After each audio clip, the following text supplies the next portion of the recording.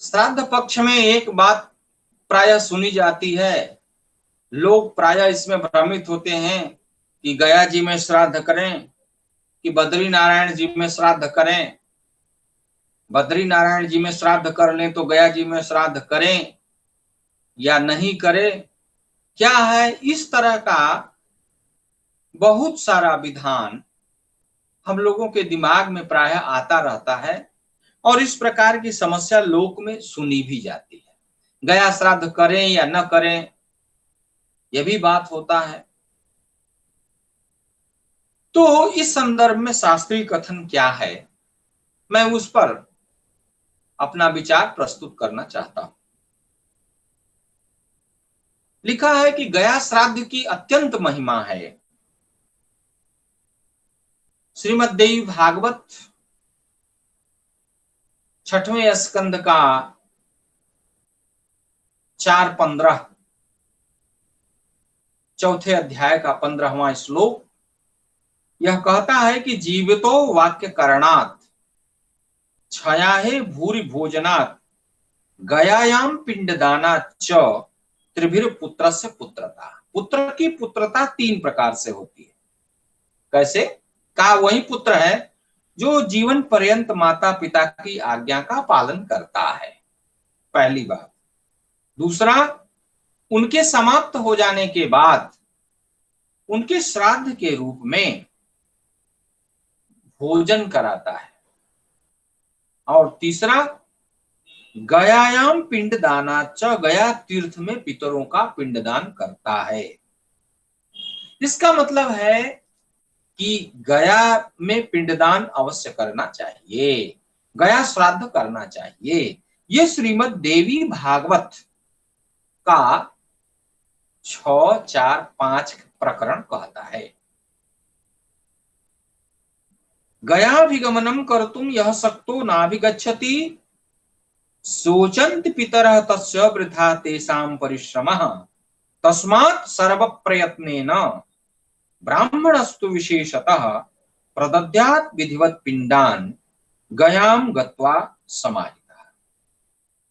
कहते हैं जो लोग गया नहीं जाते हैं, गया जाने में समर्थ होते हुए भी जो पुत्र गया नहीं जाता है, उनके पितर सोचते हैं कि उनका परिश्रम निरर्थक हुआ, व्यर्थ हुआ।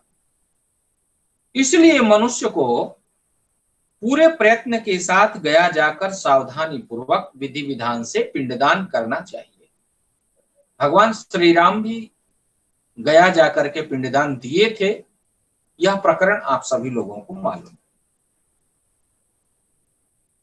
इन वचनों के अनुसार पितृ ऋण से मुक्त हेतु गया श्राद्ध करने की अनिवार्यता है, यह बतलाया गया। और उसके न करने से पाप लगने के कारण जीवित समर्थ पुरुष को गया में पिंडदान एवं श्राद्ध अवश्य करना चाहिए। इसमें टिप्पणी लिखते हैं, बहुत बड़े विद्वानों की टिप्पणी है कि कुछ लोगों में यह भ्रमात्मक प्रचार है कि गया श्राद्ध के बाद वार्षिक श्राद्ध आदि करने की आवश्यकता नहीं है। इस प्रकार का प्रश्न आप लोगों ने एक दिन पूछा भी था कि गया श्राद्ध करने के बाद फिर तो वार्षिक श्राद्ध में कुछ करने की व्यवस्था नहीं है। तो इन विद्वानों ने क्या व्यवस्था दी है, यह व्यवस्था आप लोगों के लिए अत्यंत उपादेय होगी। तो इन्होंने कहा कि ऐसी बातें लोग सुनते हैं, परंतु यह विचार पूर्ण रूप से गलत है। गया श्राद्ध तो नित्य श्राद्ध है, इसे एक बार से अधिक भी गया जाकर किया जा सकता है। कहा गया जाकर श्राद्ध करेंगे तो उससे कोई नुकसान नहीं होगा। गया श्राद्ध करने के बाद भी घर में वार्षिक छया श्राद्ध तथा पितृपक्ष के श्राद्ध आदि सभी श्राद्ध करने चाहिए, छोड़ने की आवश्यकता नहीं है। यह टिप्पणी इन विद्वानों की टिप्पणी है। और ये ऐसे विद्वान हैं जो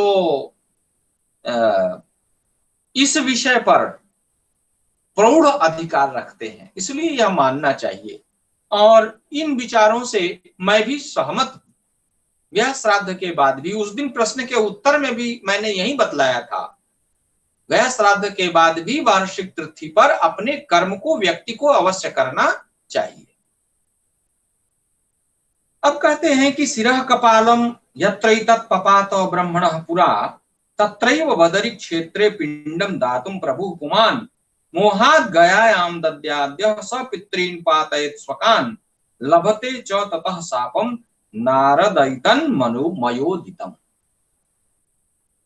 कहते हैं कि भाई प्राचीन काल में जहां ब्रह्मा जी का सिर कपाल गिरा था, वहीं बदरी क्षेत्र में जो पुरुष पिंडदान करने में समर्थ हुआ, यदि वह मोह के वशीभूत होकर गया में पिंडदान करता है तो उसके पितर जो है वो असंतुष्ट हो जाते हैं, उनसे शापित हो जाते हैं। इसलिए कहा कि एक प्रमाण आया कि बदरी का आश्रम में कर देने के बाद फिर गया में जाने की जरूरत नहीं है। यह एक विचार उपस्थित हुआ।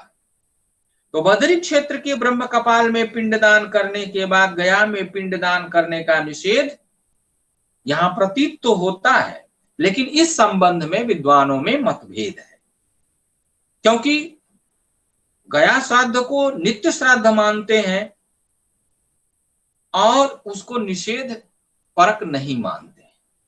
जब किसी को आप नित्य मानेंगे तो उसमें निषेध नहीं होगा, क्योंकि वो बारंबार करणीय हो जाएगा। नित्य है तो करणीय हो जाएगा। इसका तात्पर्य है कि गया श्राद्ध से व्यक्ति को एक ही बार में विमुक्त नहीं होना चाहिए, उसे चाहे तो वह बार बार उसका अनुपालन कर सकता है। कहते हैं कि ऊपर जो श्लोक पढ़ा गया, इसमें प्रभु पुमान पद का तात्पर्य है कि बद्री क्षेत्र में स्थित ब्रह्म कपाली में श्राद्ध करने का सामर्थ्य होने पर भी कोई व्यक्ति मोहवशात गया में ही अपने पितरों का श्राद्ध करके संतुष्ट हो जाए तो उसके पितृगणों का अधः पतन हो जाता है। इसलिए गया श्राद्ध के उपरांत ब्रह्म कपाल में श्राद्ध अवश्य करना चाहिए। यह विधि प्रायः मानी जाती है कि पहले गया में श्राद्ध करते हैं, बाद में बद्रिकाश्रम का श्राद्ध करते हैं, और बद्रिकाश्रम का श्राद्ध कर लेते हैं तो गया में फिर श्राद्ध करने की आवश्यकता नहीं होती। इस का भी लोग प्रबल मत प्रस्तुत करते हैं। तो इस संबंध में यहां पर निर्णय किया गया कि बदरी क्षेत्र में स्थित ब्रह्म कपाली में श्राद्ध करने में समर्थ हुआ व्यक्ति